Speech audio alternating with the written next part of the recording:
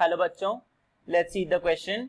So the question says, why are diatoms known as pearls of ocean? What is diatomaceous earth? तो diatoms को हम pearls of ocean क्यों कहते हैं और diatomaceous earth क्या होती है? So the key concept that we should know to solve this question is about diatoms. हमें diatoms के बारे में पता होना चाहिए. तो diatoms dinoflagellates होते हैं और ये किंगडम प्रोटिस्टा में आते हैं. Okay, they belong to kingdom protista. अब ये जो डायटम्स होते हैं, diatoms, these are chief producers. ये चीफ प्रोड्यूसर्स होते हैं कहाँ पे? In marine environment. जो मेरीन एनवायरनमेंट होता है वहां पे ये चीफ प्रोड्यूसर्स होते हैं. ओके, कौन? डायटम्स. इसलिए इनको क्या कहते हैं? सिग्निफिकेंट प्रोड्यूसर्स होते हैं, बहुत ज्यादा ये फूड प्रोड्यूस करते हैं, तो इनको चीफ प्रोड्यूसर्स भी कहा जाता है. इसलिए इनको एक और नाम दिया जाता है. That's why they are known as pearls of ocean.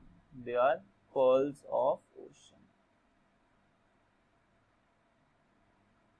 Why? Because they are the chief producer. Chief producers होते हैं मरीन एनवायरनमेंट में, इसलिए इनको पर्ल्स ऑफ ओशन भी कहा जाता है. ओके, अगर नेक्स्ट हम बात करें इनकी सेल वॉल की, इनकी सेल वॉल बनी हुई होती है किससे? Its cell wall is made up of cellulose. और सेल्यूलोज में क्या इम्प्रेग्नेशन होती है? Impregnated with silica. Silica present होता है इनकी सेल वॉल में. That is very important.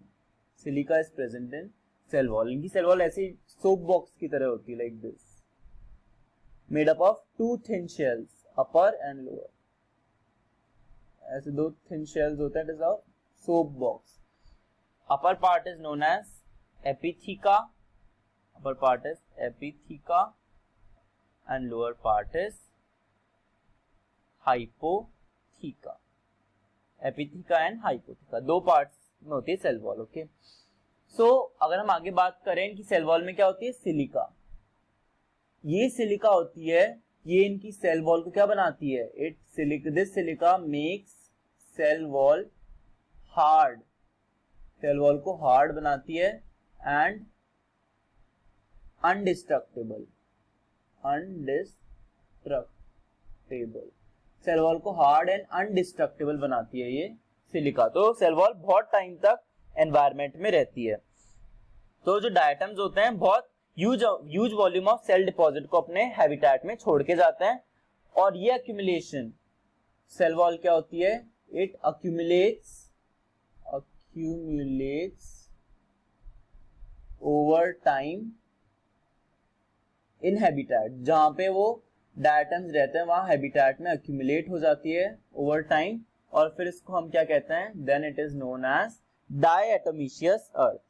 This accumulation is known as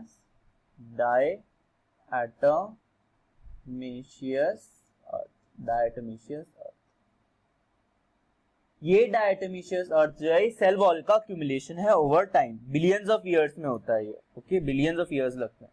ये डायटोमिशियस अर्थ कैसी होती है? इट इज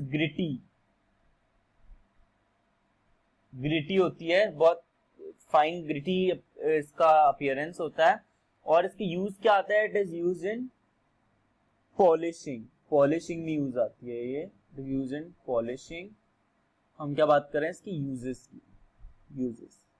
पॉलिशिंग में यूज आती है. और एक और यूज है इसका filtration of oils and syrup.